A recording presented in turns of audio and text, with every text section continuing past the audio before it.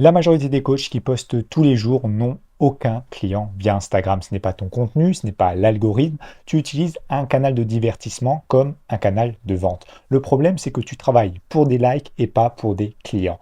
Le secret est simple. Ceux qui ont trouvé le bon canal n'ont plus jamais cherché leurs clients. Si le problème était le volume de contenu, tu aurais déjà des clients. Tu postes, tu crées, tu passes des heures à trouver des idées, à écrire des captions, à optimiser les hashtags. Et à la fin du mois, rien. Alors le problème est ailleurs. Je ne vais pas avoir le temps de tout couvrir dans cette vidéo, notamment le diagnostic précis de ton compte Insta.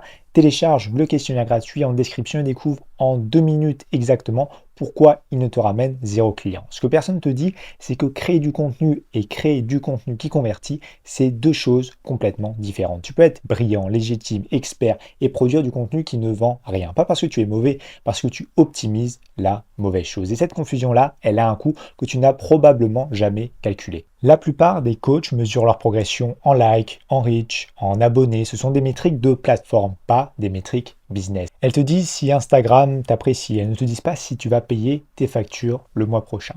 Et tant que tu joues à ce jeu-là, et en te réjouissant d'un post à 400 impressions, en célébrant un réel qui performe bien, tu travailles pour Instagram, pas pour toi. Alors avant de poster une story de plus, pose-toi cette question simple. Est-ce que je produis du contenu ou est-ce que je produis du contenu qui convertit? L'une mesure ton effort, l'autre mesure ton résultat. Et tant que tu confonds les deux, tu peux doubler, tripler, quadrupler le rythme, le résultat sera exactement le même.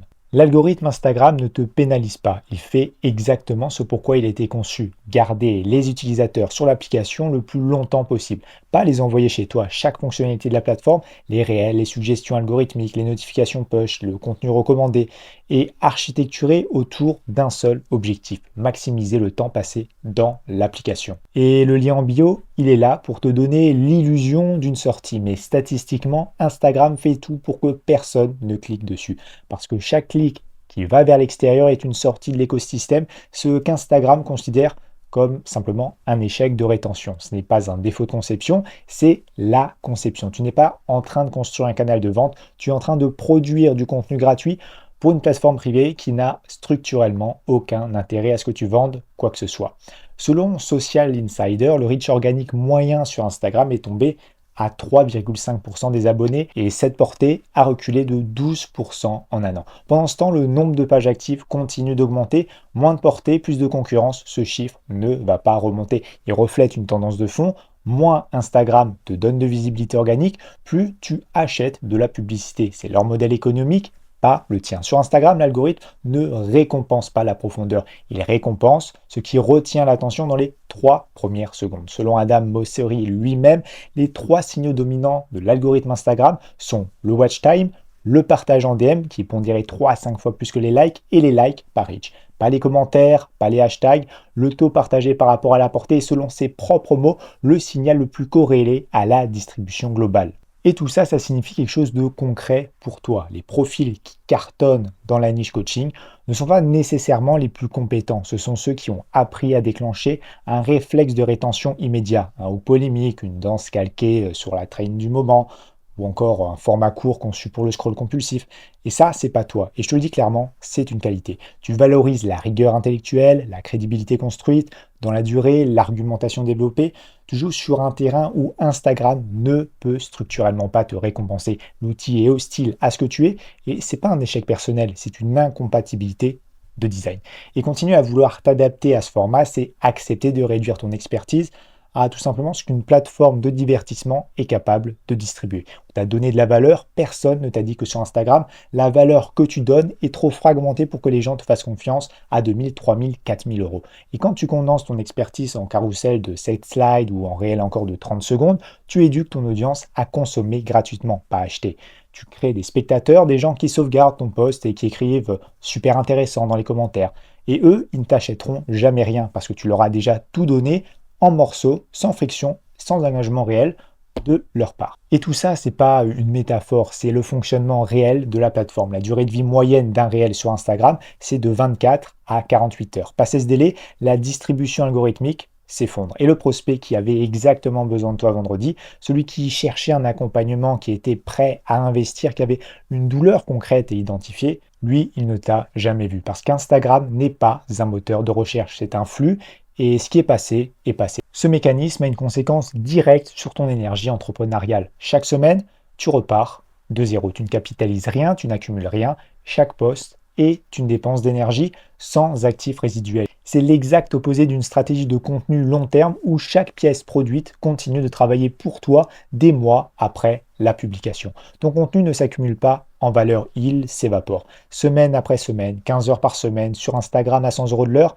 c'est 6 000 euros de ton expertise que tu offres chaque mois à une plateforme qui ne te paye jamais en retour. Pas en follower, en client. Ce chiffre peut paraître brutal, mais il est réel. Il ne figure nulle part dans ton bilan comptable, pourtant il est parfaitement tangible dans ton énergie, dans ton niveau de stress ou encore dans ta confiance en toi. Combien de mois tu fais ça? Multiplie 3 mois 18 000 euros, 6 mois 36 000 euros. Si tu reconnais dans ce diagnostic, passe à l'action, mon questionnaire gratuit, lien en description, analyse ton compte Insta et te révèle les 3 blocages structurels qui sabotent tes ventes. Ce n'est pas de la culpabilisation, c'est une invitation à lire clairement le coût réel de ta stratégie actuelle. En économie comportementale, on appelle ça le coût d'opportunité. Chaque heure passée à produire du contenu qui ne convertit pas, c'est une heure que tu n'as pas passée à prospecter directement, à construire une audience qui te suit par exemple sur YouTube, à développer un système qui travaille pendant ton absence. Le problème, c'est pas le travail fourni, c'est le retour sur investissement de ce travail. Le jour où tu as commencé à te réjouir d'un post à 300 impressions, Instagram a gagné. Toi, pas encore. Les likes, les reach, les abonnés, ce sont, comme on a vu avant, des métriques de la plateforme. Ils te disent si Instagram t'aime bien, ils ne te disent pas si ton business est viable. Et pourtant, c'est ce que tu mesures chaque jour. Ce n'est pas un hasard. Il y a un mécanisme cognitif précis derrière ça, le biais de substitution. Quand on ne peut pas mesurer ce qu'on veut vraiment, des clients, du chiffre d'affaires, de la liberté, on mesure ce qu'on peut. Et progressivement, on finit par confondre les deux. Les métriques de plateforme deviennent des preuves de progression, un bon réel devient une victoire, alors qu'il ne t'a généré aucun appel de découverte. Ce n'est pas de la mauvaise volonté, c'est un piège cognitif que la plateforme a spécifiquement conçu pour toi, pour que tu continues à produire du contenu gratuit et que tu restes engagé. La seule métrique qui compte dans un business de coaching, c'est le nombre de clients signés. Tout le reste, c'est du bruit, on s'en fout. Un client prêt à te payer 2000 euros ne va pas décider ça après avoir vu un réel ou deux réels. Ce n'est pas une question de qualité de tes réels, c'est une question de mécanisme de confiance. Ce qu'il cherche, c'est de voir de la profondeur. Il veut te voir réfléchir en temps réel, argumenter une position, te tromper, te corriger, tenir un raisonnement sur la durée. Il veut la preuve que tu es capable de l'accompagner dans la complexité de sa situation. Pas juste de lui livrer des frameworks de 30 secondes. Sur Instagram, un inconnu tombe sur ton profil, voit 3 posts, repart. Il n'a pas de tunnel naturel, pas de progression logique vers l'achat. La plateforme ne lui donne aucune raison de rester, d'approfondir, de s'immerger dans ta pensée. La confiance à froid, celle qui transforme un inconnu en client, se construit dans la durée et la densité d'exposition. Elle ne se construit pas dans le scroll. Sur Instagram, tu interromps quelqu'un qui regarde des photos de vacances de ses amis, par exemple. Sur YouTube, tu réponds à quelqu'un qui a tapé comment trouver plus de clients en coaching à 23 heures un mardi soir. Ce n'est pas du tout le même prospect, pas du tout. Le premier scroll par habitude, par ennui, par réflexe. Il n'a pas de douleur active, il consomme passivement. Le second, lui, il est en mode solution. Il a une douleur identifiée, une intention de recherche bien précise et il est prêt à faire confiance à quelqu'un qui lui répond vraiment en profondeur avec des exemples concrets sur une durée qui lui permet de t'évaluer. C'est la distinction fondamentale entre un canal push et un canal pull. Instagram pousse ton contenu à des gens qui n'ont rien demandé, ils ne t'ont pas cherché, ils ne pensaient même pas à leurs problèmes professionnels au moment où ton réel leur est apparu. YouTube répond à une intention explicite, une requête, un problème formulé. Et une intention explicite, ça convertit parce que la personne est déjà en mouvement vers une solution avant même de te découvrir. C'est pas une question d'algorithme, c'est une question de comportement humain et d'état d'esprit au moment du contact. Tes meilleurs mois viennent de recommandations, tu le sais, et c'est une vraie validation. Tes clients sont suffisamment satisfaits pour parler de toi. C'est un signal précieux, mais ce canal a un plafond naturel et invisible. Et construire ta stratégie commerciale dessus, c'est construire sur du sable. Le bouche à oreille t'envoie des gens qui ressemblent à ceux que tu as déjà. Même profil, même budget, même réseau. Il ne te permet pas d'atteindre une audience froide que tu n'as jamais touchée. Il ne te donne aucun levier pour prévoir ton chiffre du mois prochain. Et surtout, tu ne contrôles ni qui recommande, ni quand, ni à qui. C'est de la chance habillée en stratégie. Pour scaler, pour aller chercher des clients qui ne te connaissent pas encore, qui ne connaissent pas quelqu'un qui te connaît, tu as besoin d'un système qui génère de la confiance à froid, à l'échelle, de manière prévisible.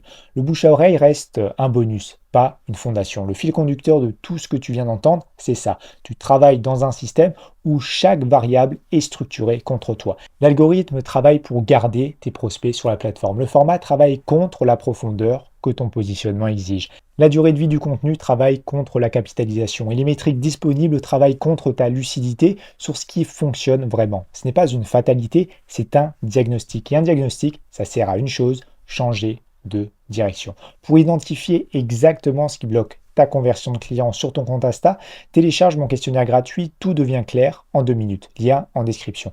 Et justement, dans la vidéo qui s'affiche maintenant à l'écran, je t'explique le système à mettre en place dès maintenant pour utiliser correctement Instagram dans ta stratégie d'acquisition client.